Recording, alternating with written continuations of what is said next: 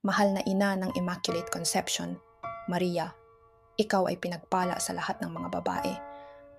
Sa pagdiriwang ng iyong walang bahid na paglilihi, inaalala namin ang iyong dalisay na puso at matibay na pananampalataya. Sa iyong pagtanggap sa salita ng Diyos, ikaw ay naging tahanan ng ating tagapagligtas. Tulungan mo kaming sundin ang iyong halimbawa ng pagsunod at pagmamahal sa Diyos.